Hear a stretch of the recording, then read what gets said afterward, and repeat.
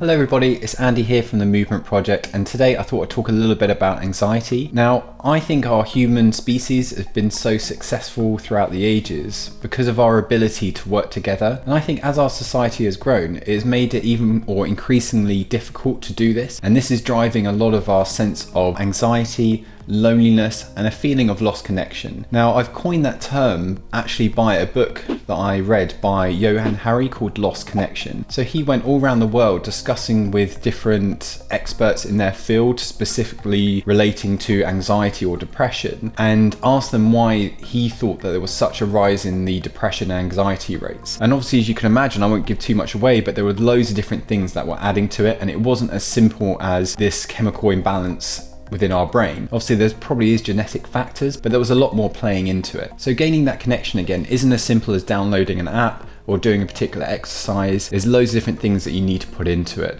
It's a bit like we do our friends. We don't just go out for one drink and then we're the best of friends forever. What we do is that we go out for many meals, we meet up often, we speak on the phone. So it's as much as investing into a relationship, but also maintaining that relationship. Also, a good analogy to think of this supplement that I'm going to talk about today is that it's a bit like a tool. And if you're, say, building a house, you don't just think, okay, I've got a hammer, that means I can build a whole house. You have many tools. You'll have screwdrivers, various other things that you would use. I can't think of any others, but you wouldn't just use a hammer, and it's all about maintaining that house as well. So I'm going to talk about a supplement today called Ashwagandha, and this is a herb, and I'll put a link in the description box below if you want to read more about it.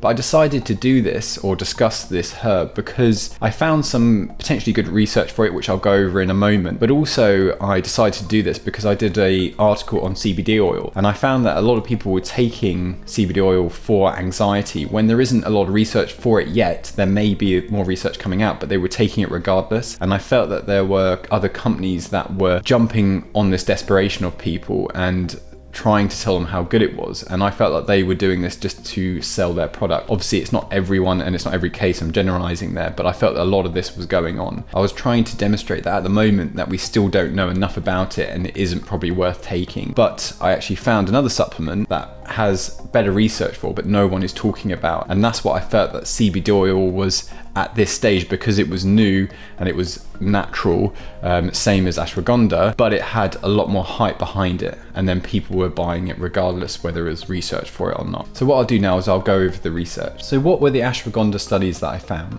So the first one was a randomized double-blind placebo-controlled study looking at 64 subjects, found that ashwagandha root extract exhibited a significant reduction in stress assessment scales on day 60. This was relative to the placebo group. Their serum cortisol levels were also substantially reduced. While positive, a glaring negative of this study is that it came with a sample size of only 64. A systematic review of human trial results reported for the ashwagandha herb found all 5 studies concluded that ashwagandha intervention resulted in greater score improvements, significantly in most cases, than placebo on outcomes on anxiety and stress scales. Once again, a drawback to these studies is that they had relatively small sample sizes. I will also link in the description 2 other studies that showed similar results. Okay, so as you can see from the research, there may be benefits to taking ashwagandha.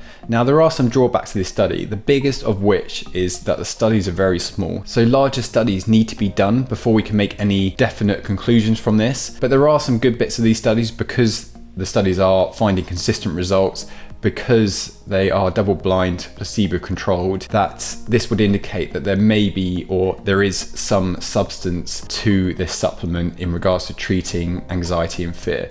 But before you go out and buy any supplement, I'll put a link in the description box below to the NHS website, and this has loads of different suggestions that what you can do if you suffer with depression, anxiety, or anything like that, which you should be doing before you buy a supplement. Also, once again, I highly recommend Johann Hari's book, Lost Connection. This is absolutely a brilliant book, and I feel like, especially with the amount of time that we've got now, that people should be learning more about their mental health. Like we do about our nutrition, how to exercise better, we should be doing this the same with our mental health. This affects us all. So if you don't fancy buying the book, I'll link a podcast that I listened to by Dr. Rohan Chatterjee. He's a doctor that you may have seen on Channel 4, I think, maybe on the BBC. He does this podcast with Johann Hari, and Johann Hari discusses some of the main aspects or main topics or take home messages within the book. So you can get a lot of good information quite quickly, an hour or two within this podcast. So many of us have been suffering with a form of mental quarantine for a long time before this